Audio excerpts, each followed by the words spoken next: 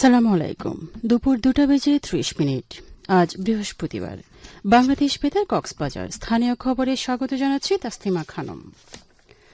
আসন্ন ত্রয়োদশ জাতীয় সংসদ নির্বাচন ও গণভোটে প্রথমবারের মতো বিদেশে অবস্থানরত প্রবাসী বাংলাদেশিরা পোস্টাল ব্যালটের মাধ্যমে ভোট প্রদান করবেন।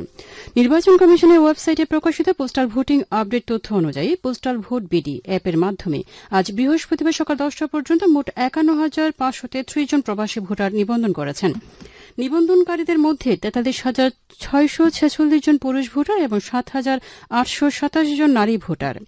এ বিষয়ে বুধবার রাতে নির্বাচন কমিশনের এক সংবাদ বিজ্ঞপ্তিতে বলা হয়, বাংলাদেশ সময় 27 নভেম্বর দিবাগত রাত 12:01 থেকে 18 ডিসেম্বর রাত 11:59 পর্যন্ত পোস্টাল ভোট বিডি অ্যাপের মাধ্যমে প্রবাসী ভোটারদের নিবন্ধন প্রক্রিয়া বিশ্বের সকল দেশের জন্য উন্মুক্ত থাকবে। এ বিষয়ে ইসি সচিবালয়ের সিনিয়র সচিব আক্তার আহমেদ বলেন, গত 18 নভেম্বর অ্যাপ উদ্বোধনের পর প্রবাসীদের 8টি অঞ্চলে ভাগ করে প্রত্যেক অঞ্চলের জন্য 5 দিনের নির্দিষ্ট সময় বেঁধে দিয়ে নিবন্ধন করার সুযোগ দেওয়া হয়। তবে প্রবাসীদের সুবিধার কথা বিবেচনা করে এই সীমাবদ্ধতা তুলে নেওয়া হয়েছে। উল্লেখ্য, গত 18 নভেম্বর প্রধান নির্বাচন commissioner postal vote BD app উদ্বোধন করেন এবং ত্রয়োদশ জাতীয় সংসদ নির্বাচনের জন্য 148টি নির্দিষ্ট দেশে ভোটার নিবন্ধনের সময়সূচি ঘোষণা করেন। তারুণ্য নির্ভর নতুন বাংলাদেশ গঠনে কক্সবাজারে এসো দেশ বদলায়, পৃথিবী বদলায় শীর্ষক আলোচনা সভা অনুষ্ঠিত হয়েছে। আজ জেলা প্রশাসকের কার্যালয়ের সম্মেলন কক্ষে জেলা প্রশাসন ও জেলা তথ্য অফিসের উদ্যোগে এই সভা অনুষ্ঠিত হয়। এতে প্রধান অতিথি ছিলেন জেলা প্রশাসক মোহাম্মদ আব্দুল মান্নান। প্রধান অতিথির বক্তব্যে জেলা প্রশাসক বলেন, তরুণদের উদ্যম, সৃজনশীল চিন্তা ও অদম্য মনোবলেই আজকের বাংলাদেশ। এছাড়া তাদের প্রতিটি ভালো উদ্যোগে আগামী দিনে সমৃদ্ধ বাংলাদেশ তৈরিতে ভূমিকা রাখবে বলে জানান তিনি।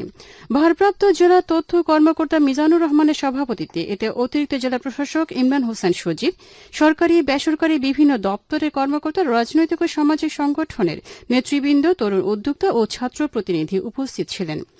এতে তারুণ্য নির্ভর দেশ গড়তে করণীয় বিভিন্ন বিষয় নিয়ে আলোচনা করা হয়।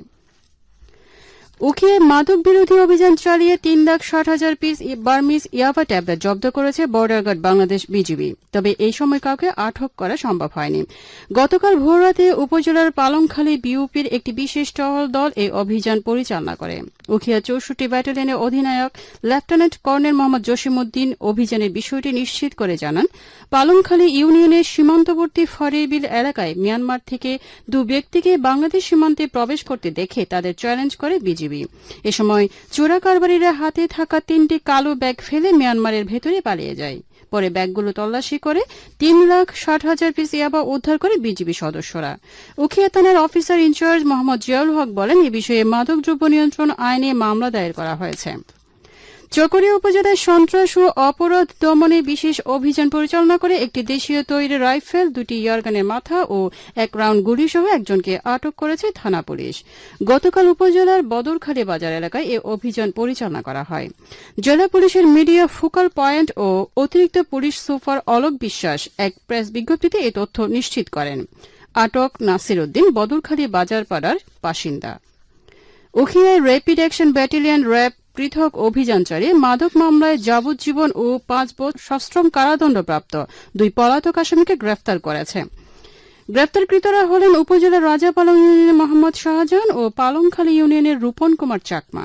কক্সবাজার র্যাব 15-এর সহকারী পরিচালক আম ফারুক এই তথ্য নিশ্চিত করে জানান, র্যাবের একটি অভিযানিক দল গোপন সংবাদের ভিত্তিতে উখিয়ার হাজিরপাড়া ও তেলখোলা এলাকায় পৃথক অভিযান চালিয়ে তাদের আটক করে।